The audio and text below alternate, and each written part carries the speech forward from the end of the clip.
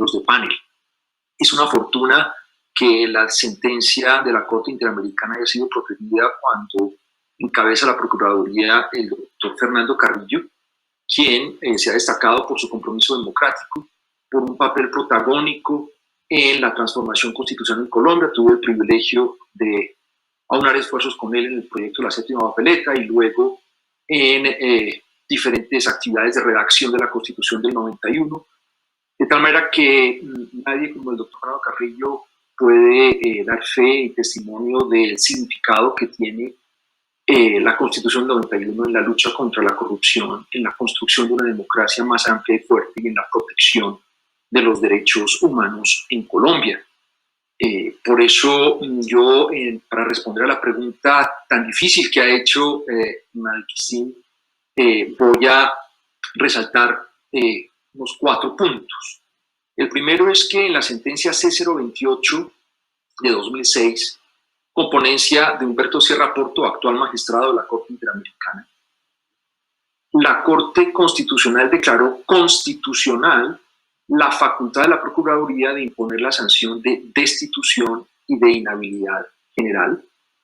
Luego esa sentencia ha sido ratificada como precedente, a pesar de unos cambios legislativos, por una sentencia reciente que es la C111 de 2019 de la Corte Constitucional, con ponencia de la doctora Gloria Estela Ortiz. En ambas sentencias, lo que la Corte Constitucional hizo fue precisamente tratar de responder los 2 puntos de la pregunta de María Cristina. El primero es cómo interpretar la Constitución en relación con el Pacto de San José. Y la Corte Constitucional dice que hay que hacer una interpretación armónica a partir del bloque de constitucionalidad. Segundo, ¿cómo interpretar el Pacto de San José? Y dice, bueno, vamos a hacer una interpretación que también sea sistemática, evolutiva, y que respete en esencia las garantías estructurales, procesales y sustantivas que deben acompañar el ejercicio de un derecho sancionador. Además, la Corte Constitucional introduce expresamente, como lo ha hecho también la Corte Interamericana, la necesidad de ponderar entre valores, derechos, principios enfrentados. Y en esa ponderación incluye, por supuesto, la lucha contra la corrupción y, finalmente, a partir del concepto de bloque de constitucionalidad, trata de analizar en conjunto no solo el Pacto de San José y otros tratados de derechos humanos, sino otros instrumentos que son relevantes para la protección de los derechos humanos, y ahí incluye, por supuesto, los instrumentos de lucha contra la corrupción, sin decir que son parte del bloque, pero sí resaltando su importancia para la protección de los derechos humanos por todo lo que se ha dicho en materia del impacto que tiene la corrupción corrosivo sobre la democracia y los derechos humanos. La gran pregunta entonces es, ¿puede continuar esa relación entre el ordenamiento constitucional colombiano y el Pacto de San José después de la sentencia de la Corte Interamericana en el caso Petro? ¿Puede continuar ese tipo de relación entre la Corte Constitucional y la Corte Interamericana, un diálogo muy respetuoso después de la sentencia en el caso Petro? Yo creo que sí es posible, que hay salidas interpretativas que lo permiten, pero que para avanzar en esas salidas interpretativas hay que analizar cuidadosamente el significado de la sentencia en el caso Petro. Lo primero que resalto es que la sentencia tiene 2 partes, un análisis individual sobre el caso Petro y un análisis general sobre las competencias de la Procuraduría, las normas constitucionales y legales, y una conclusión que invita a unas reformas de tipo legislativo, no de tipo constitucional. En la parte individual de la sentencia, que comparto enteramente, yo creo que en el caso de Gustavo Petro hubo una violación del bloque de constitucionalidad en la sanción, como muy bien lo dijo ya el Consejo de Estado. No se trataba además de un caso de corrupción. El Consejo de Estado pues hizo muy bien en anular la sanción en la sentencia del 2017, a la cual se refirió el doctor Namé. Pero yo me voy a concentrar en la parte general de la sentencia, que es la relación entre ordenamientos jurídicos y cortes constitucionales. Lo primero que quiero resaltar es que la Constitución del 91 es una constitución de apertura a los tratados de derechos humanos. Y esa apertura se manifiesta en la noción de bloque de constitucionalidad, que coloca en el mismo nivel de la Constitución los tratados de derechos humanos ratificados por Colombia y un mecanismo de recepción automática por vía judicial de las interpretaciones proferidas por los órganos que interpretan dichos tratados, en este caso la Corte Interamericana de Derechos Humanos e incluso la Comisión Interamericana. De tal manera que desde 1991 la sincronía entre Constitución y Pacto de San José fue total y la relación de diálogo y recepción de las decisiones interamericanas también fue plena.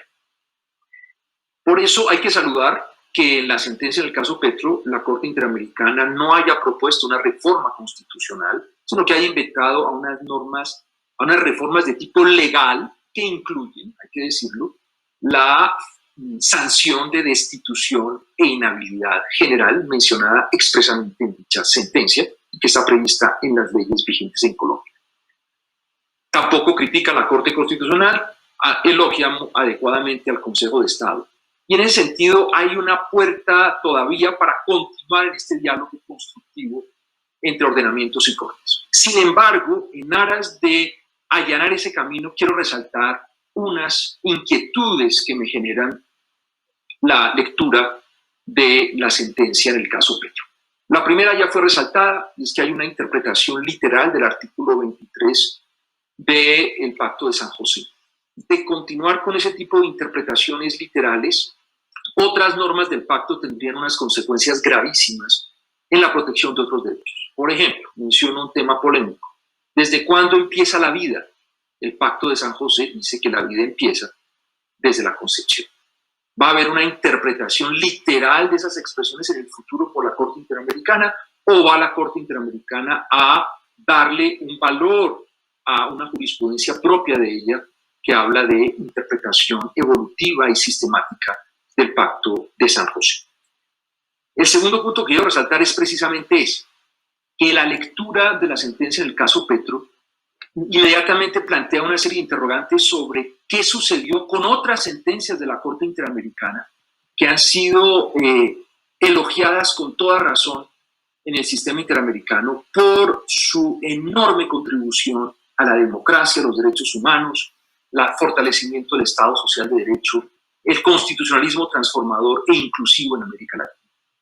¿Cuáles son esas líneas jurisprudenciales que destaco maravillosas de la Corte Interamericana? Primero, una interpretación evolutiva del Pacto de San José en relación con otras normas del sistema interamericano que han llevado, por ejemplo, a reconocer que el derecho al medio ambiente sano es un derecho protegido en el sistema interamericano como derecho humano, que ha llevado a una protección de los derechos sociales en el sistema interamericano, a una protección de los derechos de los pueblos indígenas en el sistema interamericano, todo eso a partir de interpretaciones evolutivas y sistemáticas que merecen continuar por parte de la Corte Interamericana. En segundo lugar, también de enorme trascendencia, el valor que la Corte Interamericana le ha otorgado a la ponderación de valores, derechos en conflicto o de derechos frente a intereses públicos relevantes o importantes.